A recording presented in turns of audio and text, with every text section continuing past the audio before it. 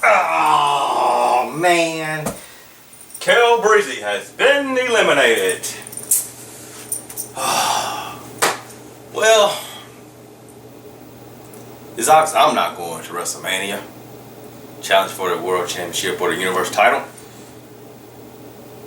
But who is? Who won the men's Royal Rumble? Who won the women's Royal Rumble? Who showed up and showed out, and who just came just to get a check? It was only in for a few seconds. If you blinked, you would have missed him. Who made a surprise return after 9 years? Who, fam?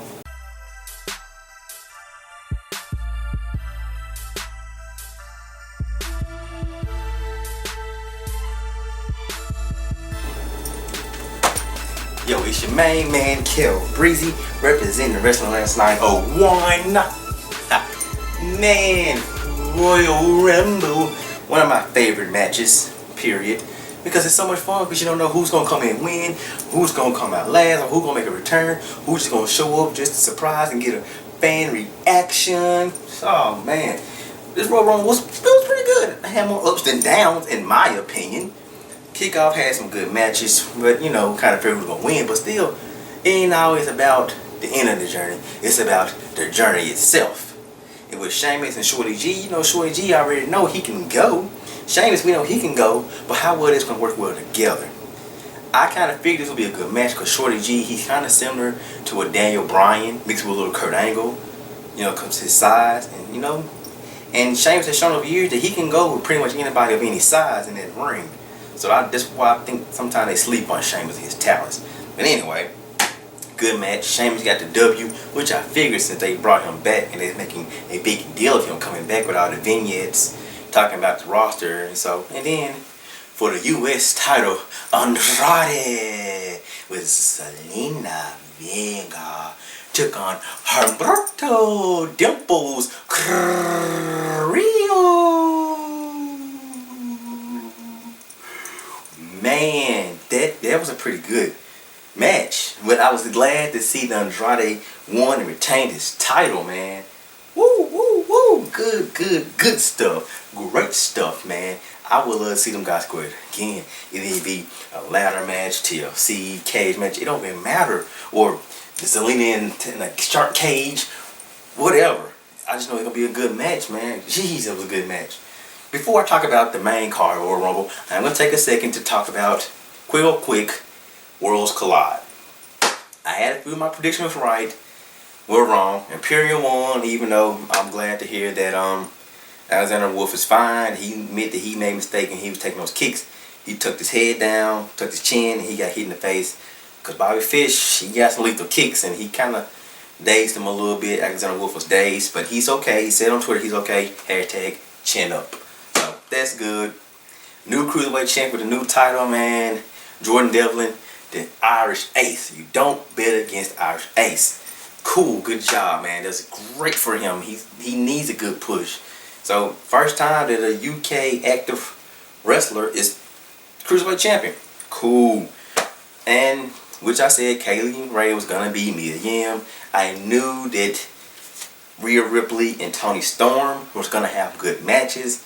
And they did, and I knew that this was going to be a favor that Rhea Ripley was going to win. I just knew it because just champion, and they want Bianca Belair, her to go. So, yeah, I knew that was going to happen. So, pretty cool. And Elijah Dragunov,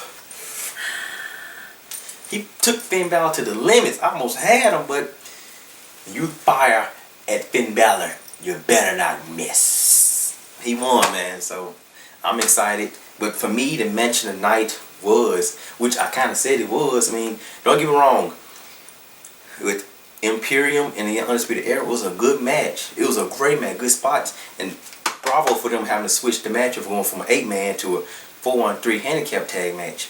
But the tag match with DIY Mustache Mountain was great. You know, before you saw a little friendly competition with the going back and forth from wrestling. And then Tommaso Ciampa said, alright, enough of this. We finna get ruthless and get a little aggressive and get hard. Good tag team moving back and forth. But DIY took it. Johnny Gargano got attacked later on by Finn Balor. Tyler Bate broke it up. So I might see a match with Tyler Bate versus Finn Balor down the road sooner or later. But anyway, but let's get on to the Royal Rumble. Let's get on to it.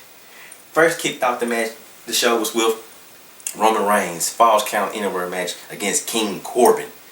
I'm not a fan of King Corbin, his matches, but him and Roman Reigns put on a good match. We knew we was going to see the Usos and Dolph and Bobby Roode interfere, and it's going to be all over the place. Roman Reigns took the W. That was cool. He finally got a victory. I think they could probably put their feud to rest, and Roman Reigns and King Corbin could possibly move on to somebody else. To who? I don't know. You know, something that get them in the WrestleMania match of high profile. No Roman. I can see Roman taking on the Fiend in WrestleMania for the Universal title, because him and Bray Wyatt did have a past feud, and it seemed like he's going after people that he had a feud with, so I can see that. Then we had the Women's Royal Rumble. You know, I'm not one to say I told you so, but I told you so. Charlotte Flair, woo! She took it. I said she was going to win if Ronda Rousey didn't return. And that's what happened. Charlotte Flair won. But I'm going to pay some respect to Bianca Belair. She showed up and showed out. She was still in the show. I think she had like 8 eliminations, setting the record for women's most Royal Rumble eliminations in a single Royal Rumble match. Man, she showed them showed. Now, when she got eliminated, she brought it herself. You don't climb tie ropes in the middle of a Royal Rumble, especially when Charlotte Flair in the ring. What is wrong with you? OMG. So it was good, and you know, Shayna Baszler showed her number 30, and she was eliminating people so fast. I didn't see some folks get eliminated and get thrown out. It happened fast. And I don't know if people really know it. When Beth Phoenix got hurt, it was her and Bianca Belair was on the far corner and on the turnbuckle, and you heard a bang. There was Beth Phoenix hit back, her head had hit it, and it busted her when she was bleeding. But like Amazon, she continued on to the match till she threw out Natalya. I'm sorry, because Natalya threw out the last time they was roaming together. But you know, like I said, Charlotte Flair won. She took that. She's going on to challenge in WrestleMania. But against who? Because then we had, I wasn't too excited, but I was happy to see Lacey Evans actually growing and maturing in the ring. She took on Bayley. Sasha's supposed to be injured. She's probably working on her rap album, Boss Up. That's not the name of the album, I just said that, but whatever. Don't quote me on it, but if you do with the name of the album, spoiler alert, not a prediction. But anyway, Bayley won, and you know, Lacey Evans, her daughter's front row. Maybe one day she'll get a big win with her daughter in the front row. That'd be great, epic. You know, maybe not this year at WrestleMania, but if it do happen, that's great. And in fact, it really don't even matter what pay-per-view or what day and she get that big victory, but to get in front of your child is always just a great feeling. Great to catch on here. But then we had Yowie Wowie. Let me in. The Fiend Bray Wyatt defending his Universal title in a strap match against the Yes Man himself, Daniel Bryan. I kind of figured that Daniel Bryan was going to lose this one, but I knew again, it wasn't about how it ended. It was about the journey, the story they told in the ring. And it was a good story, and Daniel Bryan held his own like he was going to win. But the Fiend gone ahead and put him out. Put him out the man of the claw. So it's cool, guys. I mean, it ain't the end yet. This is just the beginning of the road to WrestleMania for Daniel Bryan and the Fiend. So anything can happen.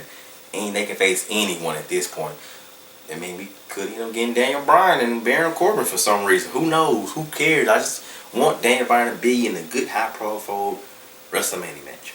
And then we got Asuka challenging the man, Becky Lynch, for the Raw Women's title. Because Becky Lynch, I got some debts to pay off against Asuka. Because it seemed like she just couldn't beat Asuka. Because think about it. At the TLC ladder match for the Raw SmackDown Women's title, Asuka won. And then the Royal Rumble last year, Asuka beat Becky to keep the title. So Becky had a lot to prove, and she needed this match because she was getting kind of stale, you know,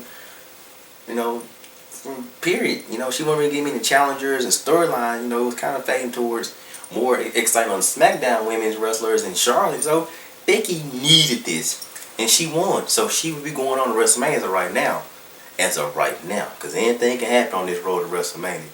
Now the men's Royal Rumble.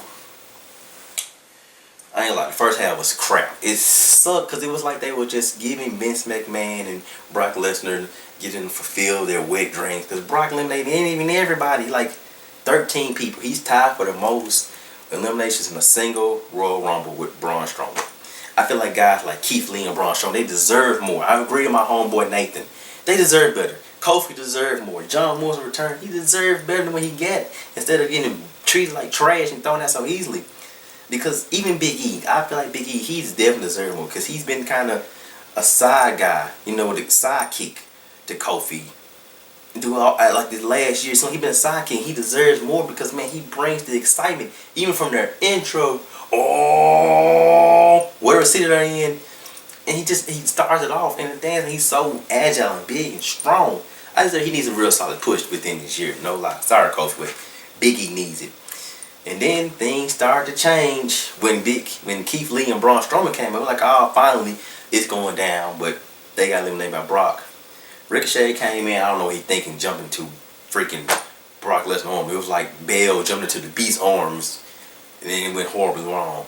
But my boy, Drew McIntyre, he came in, eliminated Brock Lesnar with an assist from Ricochet with a low blow. And then he went on to have a good showing. Yeah, he did. He had a good showing. It was time I wasn't sure he was going to win. But he had a good showing. And then after 9 long years,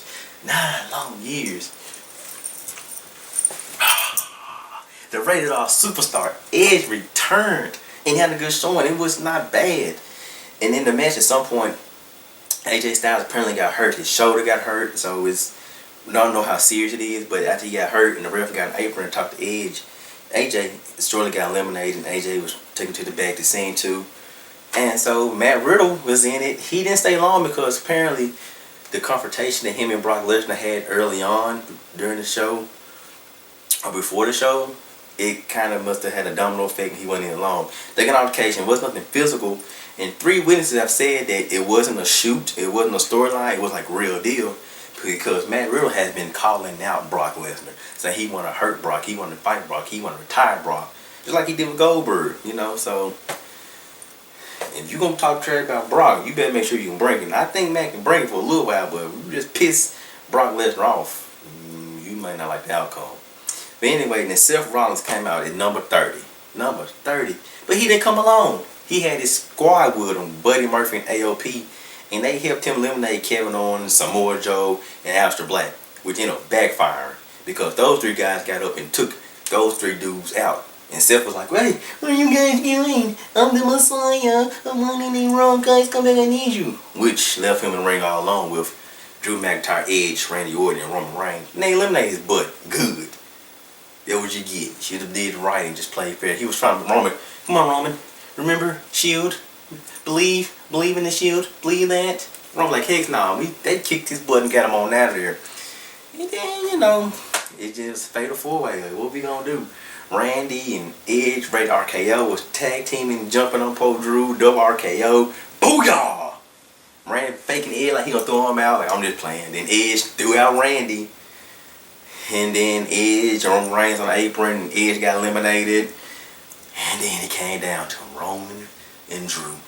And Drew took it. And he's going to WrestleMania. Again, I'm not the one saying I told you so. But I told you so. I told you that Drew McIntyre first was one of my 5 guys that I think was going to win. And he did. I knew it. Yes. Yes.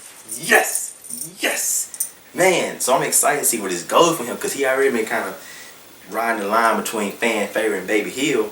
Babyface, you know. So that's what I'm going to call him, a baby heel. Because he's not all the way heel, not all the way babyface. Baby heel-ish. Baby heel. I like it. I like it a lot. Well, tonight, Monday Night Raw, we're going to see where this goes. Can they keep that same momentum from Royal Rumble? Or will this be a dud of a show? Only time will tell. This your main man, Kel Breezy, representing the Restaurants 901.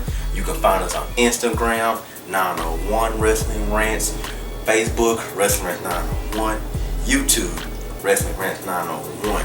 This your main man, Kel Breezy, and I'm out. On to the road to WrestleMania.